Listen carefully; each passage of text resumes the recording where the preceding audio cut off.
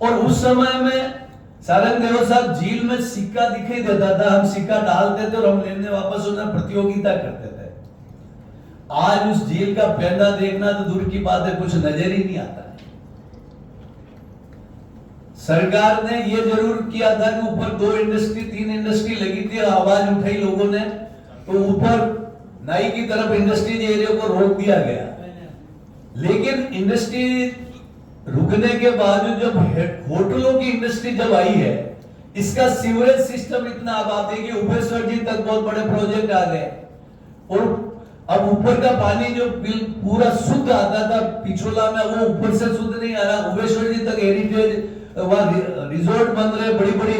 अभी मिराज वाले का बहुत बड़ा प्रोजेक्ट था जिसमें कितने 400-500 विला बन रहे, वो अभी यूआईटी ने बैन किया है। वो सारा पानी इनका सीवरेज का सिस्टम इसमें आके दूषित होगा। अभी होटलें तो वैसे ही आके दूषित करके पूरा पानी दूषित हो चुका, लेकिन ऊपर से आने वाला शुद्ध पानी उसी को दूषित हो जाए और पहाड़ियां कट रही है।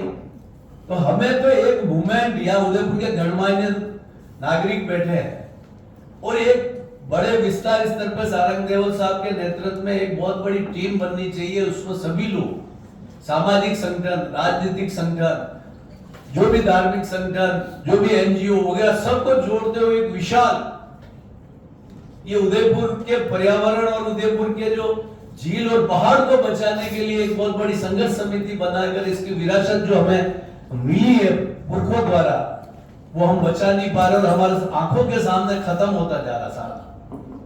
और वो आने वाले समय में पीढ़ियां हमें माफ नहीं करेगी। तो हम ये चाहते हैं कि आज की इस गोष्ठी में अमरचंद जी बड़वा के लिए सच्ची श्रद्धांजलि वही होगी। हम झीलें और इन पहाड़ों को अगर बचाने में कामयाब रहेंगे तो उनके लिए सच्ची श्रद्धांजलि होगी। अमरचंद जी बड़वा ने जो कार्य किया वो तो उल्लेखनीय है कि एक गरीब ब्राह्मण अपने स्वाभिमान के पीछे उन्होंने किस तरीके से देश के विकट समय में तो साथ दिया, लेकिन जब उनके ऊपर संदेह किया गया तो उन्होंने सारा ठुकरा कर वो अलग हट गए। और जब अंतिम संस्कार के लिए उस व्यक्ति के पास कफन भी मौजूद नहीं था, ऐसा स्वाभिमानी व्यक्ति।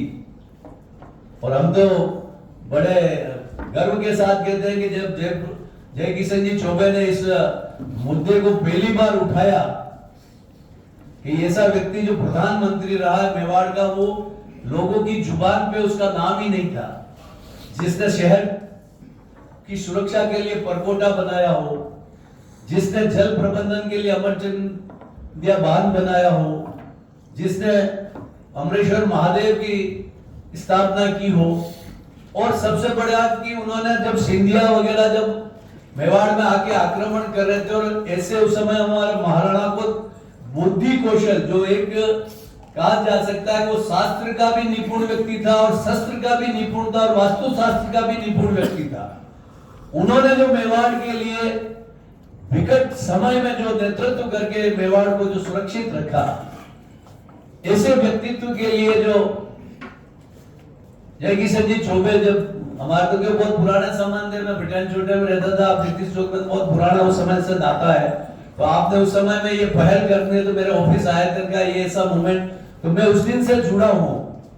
तो मुझे खुशी है कि एक विलुप्त एक महामानव को आप सभी ने प्रयास करके, विमल जी वगैरह सब आपकी पूरी टीम को, जय राज्य आचार्य जी भी हमारे बीच में बैठे, सभी ने एक प्रयास करके ऐसे महामानव का पूरा जीवन लोगों के सामने आपने लाने का प्रयास किया। उसके लिए बहुत बहुत मैं आपको साधुवाद देता हूं। और सारंग देवल साहब से निवेदन करूंगा कि आप और हम सब मेवाड़ में पैदा हुए हैं, मेवाड़ के लिए जन्मे हैं, और यही अपने को मरना है। तो ये झीलें बचानी है और इन पहाड़ों को बचाना है। तो इसके लिए आपसे बढ़िया कोई सफल नेतृत्व करता नहीं हो सकता। और आप शहर में जिनको भी आप आमंत्रित करेंगे तो आपके आमंत्रण पर सभी लोग आएंगे और दलगत राजनीति से ऊपर उठकर सभी लोग आपके नेतृत्व में ये मेवाड़ की धरोहर को बचाने की लड़ाई लड़ेंगे।